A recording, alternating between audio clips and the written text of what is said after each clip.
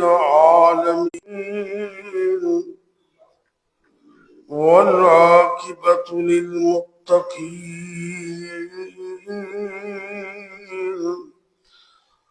والصلاة والسلام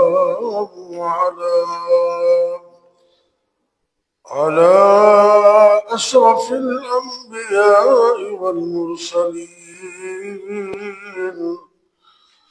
وعلى آله وأصحابه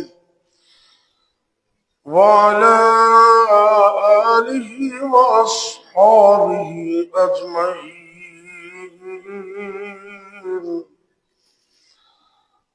رب اشرح لي صدري ويسر لي أمري واحلل عقدة من لساني يفقه قولي. رب يسر ولا تعسر وتمم بالخير وبك نستعين.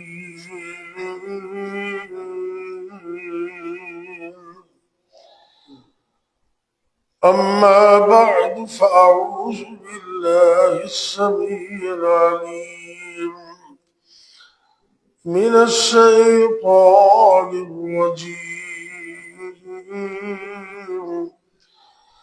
بسم الله الرحمن الرحيم.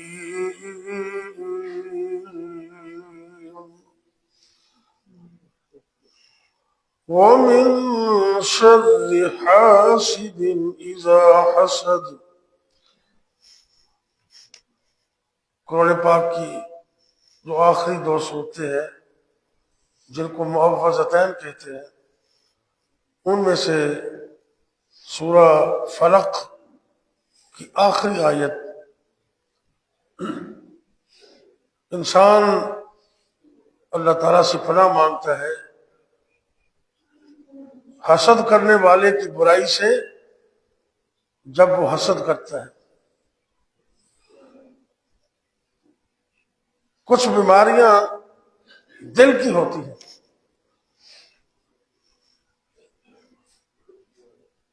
یا دل کے روگ ہوتے ہیں۔ ان میں سے ایک بیماری ہے حسد۔ پچھلے درس میں نے غیبت کے بارے میں کچھ بتایا تھا۔ حسد کیا ہے؟ انسان کسی بندے کو دیکھے، اللہ نے اس کو نعمت دی ہے، اولاد دی، گھر بار دیا، گاڑی کوٹھیاں بنگلے دیے۔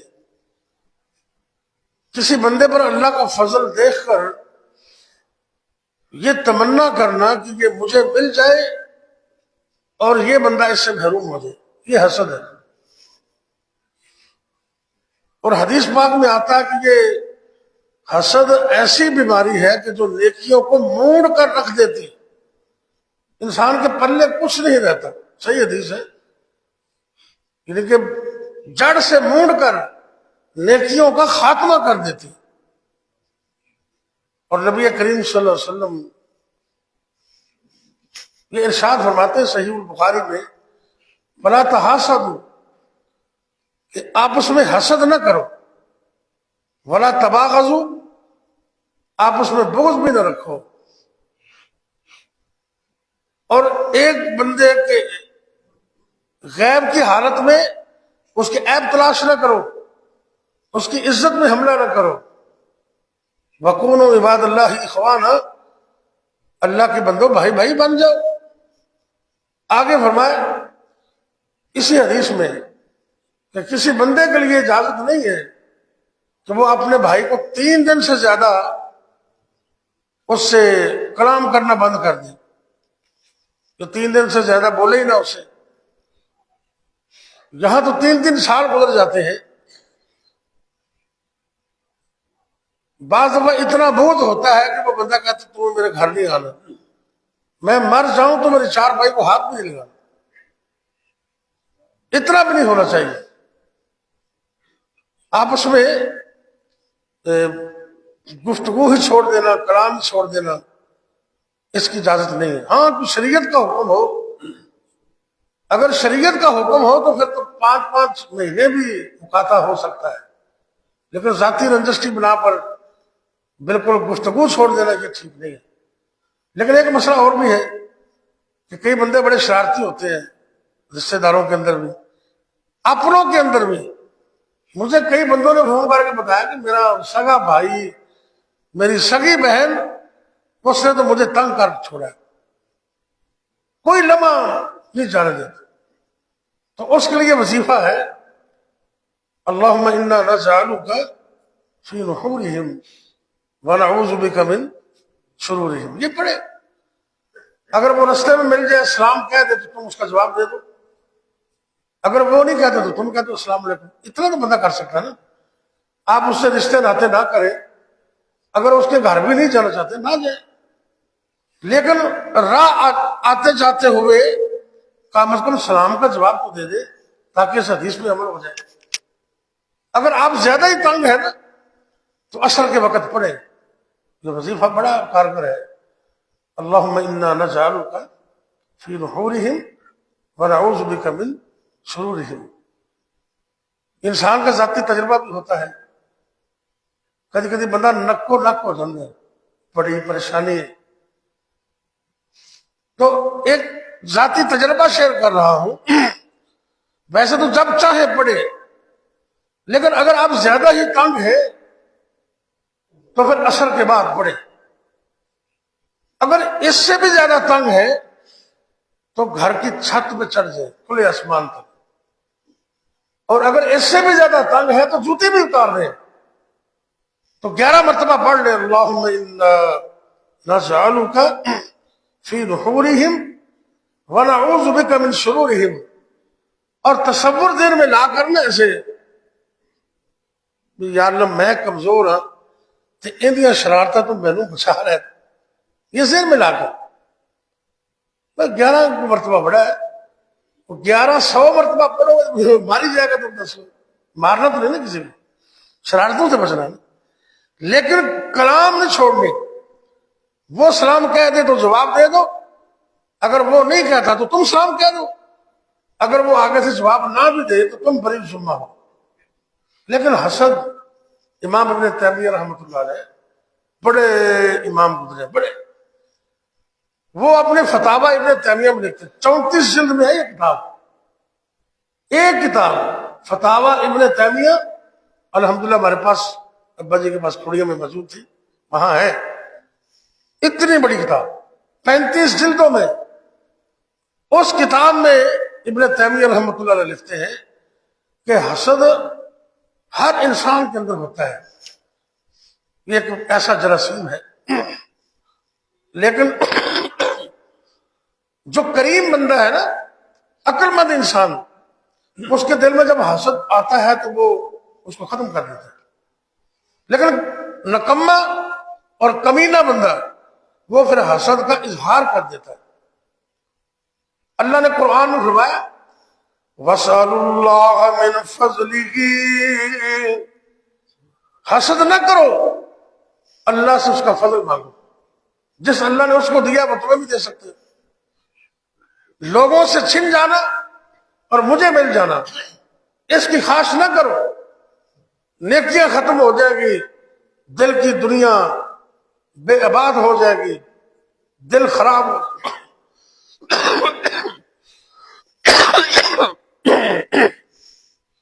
بسم اللہ۔ یہ دل کا روگ ہے، دل کی بیماری ہے، حسد کرنے سے انسان کے دل میں خرابیاں آ جاتی ہیں۔ اللہ سے مانگو، اللہ تو نے اس کو دیا ہے تو مجھے بھی دے دے، تیرے خزانوں میں کون سی کمی ہے۔ حسد کرنے والا بندہ اللہ سے یہ سمجھتا ہے کہ اللہ نے اس کو دے دیا ہے تو میرے لیے اللہ کے پاس کچھ بھی نہیں ہے، میرے لیے اللہ کے پاس کچھ بھی نہیں ہے، اس لیے حسد کرتا ہے نا، وگرنہ اللہ کے خزانے کتنے ہیں، حدیث پاک میں آتا تھا، توجہ کرنا، اللہ فرماتے ہیں حدیث قدسی میں اگر تم سارے ایک میدان میں آ جاؤ پہلے بھی بعد والے بھی، انسان بھی فرشتے بھی، ساری دنیا ساری کائنات ایک میدان اندر جمع ہو جائے تو ساری دنیا اللہ کو اپنی منہ منگیاں مراداں منگ دی جائے، اللہ سب نو عطا کر دے۔ اللہ دے خزانے سے اینی بھی کمی نہیں جی میں سمندر سے سوئی ڈبونا، سمندر کا دی کمی ہے، اللہ دے خزانے سے کوئی کمی نہیں۔ وَاسْأَلُوا اللَّهَ مِن فضلی، اللہ سے مانگو۔ ایک وظیفہ اور پیش خدمت ہے، صحیح وظیفہ، حدیث پاک میں آتا ہے جب سارے دروازے تم سمجھو نا بند ہو گئے تو سارے ہی چھوڑ گئے، اپنے بھی بگانے بھی، کاروبار ٹھپ ہو گیا، ظاہری طور پر سارے دروازے بند نظر آ رہے، ہر طرف سے اندھیرا ہے، ٹینشن، پریشانیاں، مصیبت۔ آپ سرکار نے فرمایا یہ وظیفہ پڑھو، صحیح ہے حدیث، اللہم انی اسألک من فضلک ورحمتک، اللہم انی اسألک من فضلک ورحمتک فإنہ لا يملكها الا انت، فإنہ لا يملكها الا انت۔ اے اللہ میں تجھ سے تیرا فضل مانگتا ہوں، میں تیری رحمت کا سوال کرتا ہوں، اور یہ فضل اور رحمت اللہ تیرے علاوہ کو دے بھی نہیں سکتا۔ اللہم انی اسألک من فضلک ورحمتک فإنہ لا يملكها الا انت۔ اس کو یاد کر لے، اللہ فضل کرے گا، رحمت کرے گا، لیکن حسد نہ کرے۔ دنیا میں قتل و غارت، فساد، اس کی بنیاد بھی حسد ہے۔ آدم کے 2 بیٹوں نے قربانی دی، ایک کی قربانی قبول ہو گئی، دوسرے کے ریجیکٹ ہو گئے۔ جس کی ریجیکٹ ہوئی اس کو چاہیے تو یہ تھا کہ اپنی معاملات پر غور کرتا، اپنی کمیوں کو دور کرتا۔ اس نے حسد کی بنیاد پر یہ اعلان کر دیا لَأَقْتُلَنَّكَ، اپنے سگے بھائی کو کہنے کہ میں تجھے قتل کر دوں، اور کر دیا قتل۔ آپ سرکار نے فرمایا قیامت تک جتنے قتل ہوں گے، قتل کرنے والے کو سزا ملے گی، گناہ ملے گا، اتنا ہی گناہ قابیل کو بھی ملے گا جس نے قتل کی ابتدا کی، حسد کی بنیاد پر۔ حسد بہت بری چیز۔ اچھا آپ اندازہ کریں، اللہ قرآن میں یہ کہتے ہیں کہ یہودی کافر یہ سمجھتے ہیں، مشرک، کہ تم ایمان لا کر پھر کافر بن جاؤ۔ کیوں؟ حسدا من عند انفسہم، اس حسد کی بنیاد پر جو ان کے دل میں ہے۔ حسد کیا تھا؟ میں نے پہلے بھی شاید بتایا، اللہ نے نبی ابراہیم کو 2 بیٹے عطا کیے، ایک کا نام ہے اسماعیل اور دوسرے کا نام اسحاق علیہ السلام۔ انہوں نے اللہ کا شکر بھی ادا کیا، ہمیں بھی شکر ادا کرنا چاہیے۔ اللہ نعمتیں دے تو کم از کم بندے کو الحمدللہ تو ضرور پڑھنا چاہیے نا۔ آپ سب طرح ایک دفعہ کہیں الحمدللہ، یعنی کہ اتنی اللہ کی نعمتیں ہیں کہ ہم ساری زندگی میں کہتے رہے تو شکر تو ادا نہیں ہوتا، کہنا چاہیے۔ اللہ دے پیغمبر ابراہیم علیہ السلام اللہ دا شکر ادا کر دینے، اور اللہ نے ان الفاظ کو اپنے قرآن کا حصہ بنا دیتے ہیں۔ الحمدللہ الذی وہب لی علی الکبر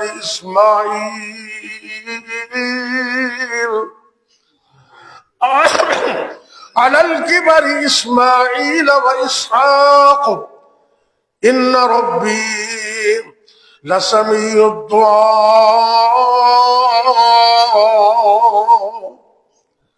اللہ کے نبی کہتے ہیں ساری تعریفیں اللہ کے لیے ہیں جس نے جوانی میں نہیں بڑھاپے میں مجھے ایک نہیں 2 بیٹے عطا کیے۔ اللہ کا شکر دے، ایک اسماعیل علیہ السلام، ایک اسحاق علیہ السلام۔ یہودیوں میں حسد کب شروع ہوا ہے یہ بتانے لگا۔ جتنے پیغمبر آئے اسحاق علیہ السلام سے لے کر نبی پاک سے پہلے تک جتنے نبی اللہ نے بھیجے اسحاق علیہ السلام کی لڑی سے آئے سارے۔ اور یہودی سمجھ رہے تھے کہ یہ لڑی ہماری ہے، تو آخری نبی جس کی شان عظمت تورات میں، زبور میں، انجیل میں بیان ہوئی ہے، وہ نبی بھی ہماری لڑی سے آئے گا۔ اللہ کا حکم کچھ اور تھا، سارے نبی اسحاق علیہ السلام کی لڑی سے، اور میرے اور آپ کے پیر و مرشد آخری نبی اللہ نے اسماعیل علیہ السلام کی لڑی سے پیدا کر دیا۔ اس بات سے حسد ہو گیا، حسد، مگر نہ نبی پاک کی شان میں، مقام میں، حسن میں، جمال میں پوشاک تھا۔ لوگ آتے تھے نبی پاک کو ملتے، ایک جھلک میں نبی کے دیوانے ہو جاتے۔ اب تاریخ اٹھا کے دیکھیں، کوئی بندہ ایسا نہیں ہے جو نبی پاک کے پاس آیا ہو اور پھر واپس بے حد آتا چلا گیا ہو، کوئی ایسا نہیں ہے۔ آئے، چہرے انوار کو دیکھا، اتنے متاثر ہوئے، کلمہ پڑا، مسلمان ہو۔ یہ بدقسمتی ہے ابو جہل اینڈ کمپنی کی کہ نبی کے پاس رہ کر صرف حسد کی بنیاد پر انہوں نے نبی کو ماننے سے انکار کر دیا۔ حسد بڑی بری چیز ہے، وگرنہ نبی پاک کی کشش، سبحان اللہ، کہتے ہیں صاف بلوری سینہ، صاف بلوری سینہ جس وچ حسد نکینا، طاقت والے ڈولے رستم اسفند وانگو، سوہنا نبی دا چہرہ چودھویں دے چند وانگو، کالیاں زلفاں لٹکن ریشمی کمند وانگو۔ لوگ آ رہے ہیں مشرق سے، مغرب سے، شمال سے، جنوب سے، نبی کے دیوانے بن گئے، اور یہ حسد کی بنیاد پر نبی کے دشمن بن گئے۔ حسد بڑی بری چیز ہے۔ یوسف علیہ السلام حسد کی بنیاد پر ان کے بھائیوں نے کنویں میں پھینک دیا، اور کیا تھا؟ حسد ہی تھا نا۔ اور اگر پتا ہوتا کہ اللہ نے نبی یوسف کو مصر کا بادشاہ بنا دینا ہے تو وہ خود بھی کنویں میں چھلانگے لگا دیتے۔ یہ حسد تھا۔ آپ سرکار بیٹھے، صحیح حدیث ہے، مسجد نبوی اور مدینے کا دور ہے، اللہ مجھے اور آپ کو مکہ و مدینہ کی زیارت نصیب کر، وہاں کی نمازیں نصیب کر۔ بڑی عظمت والی حدیث ہے، بھرا مجمع ہے۔ ایک انصاری صحابی آئے، اور اس کے آنے کی کیفیت بھی حدیث میں بیان کی گئی ہے۔ اس نے اپنی جوتی بائیں ہاتھ میں پکڑی ہے، جوتی بائیں ہاتھ میں پکڑی ہے۔ معلوم ہوتا ہے کہ اپنی چیزوں کی حفاظت بھی بندے کو خود کرنی چاہیے۔ میں ایک مسجد میں درس دینے گیا قصور میں، وہ پرلی طرف مسجد، نام لینے کی ضرورت نہیں۔ جوتا نیا تھا، میں نے آن لائن منگوایا، مجھے جلدی میں اٹھانا یاد نہ رہا، درس دے کر باہر آیا تو جوتی کو لے گیا اٹھا۔ مجھے وہ حدیث یاد آ گئی کہ صحابی نے جوتی اٹھائی اور مسجد کے اندر آ رہا ہے، بائیں ہاتھ میں جوتی اٹھائی، اور وضو کیا، وضو کے قطرے داڑھی سے گر رہے۔ آپ سرکار نے اشارہ کیا نبوت والی انگلی سے، فرمایا لوگوں جس نے جنتی دیکھنا ہے اس کو دیکھ لو۔ اتنی بڑی عظمت، اتنا بڑا پروٹوکول، اتنی بڑی شان، اللہ کے نبی زبان نبوت سے فرما رہے یہ جنتی۔ ایک دفعہ نہیں، اگلے دن پھر ایسے سارے مجمع کے اندر کہا جس نے جنتی دیکھ رہے ہیں اس کو دیکھ لو۔ تیسرے دن پھر کہا، آپ سرکار نے 3 مرتبہ 3 دن بھرے مجمع میں ایک بندے کے جنتی ہونے کی بشارت دے دی۔ عام سا بندہ تھا، ایک صحابی ہے حضرت عبداللہ بن عمر بن عاص رضی اللہ عنہ، ان کے ذہن میں شوق پیدا ہوا کہ میں اس کے گھر مہمان رہتا ہوں، میں دیکھوں کہ عمل کون سا کرتا ہے۔ گھر میں ٹھہرے 2-3 دن، واپس جانے لگے تو کہنے لگے میرا کام نہیں ہوا، مجھے کوئی عمل نظر نہیں آیا جو تو ہم سے ہٹ کر کرتا ہو۔ تو نماز پڑھتا ہے تو ہم بھی پڑھتے ہیں، تہجد تو نے پڑھی ہے تو میں بھی پڑھتا ہوں، کون سا عمل ہے جس وجہ سے اتنا بڑا پروٹوکول مل گیا تجھے؟ جانے لگا تو وہ انصاری صحابی نے کہا ادھر آؤ، بازو سے پکڑا, کہا جو عمل میرے اندر ہے وہ نظر آنے والا نہیں. وہ کیا ہے؟ کہنے لگے میرے سینے میں اللہ تعالیٰ کسی بھی مسلمان کو جو فضل عطا کرتا ہے نا, نعمتیں دیتا ہے, کسی کو اولاد دے دی, کسی کو مال دیا, کسی کو گھر بار دیا, کسی کو اور شان دی, میرے اس دل میں کسی مسلمان کے بارے میں حسد بود کینہ موجود ہی نہیں. تو صحابی کہنے لگے ہاں اس وجہ سے تمہیں یہ پروٹوکول ملا ہے, اپنے دلوں کو صاف کر لے.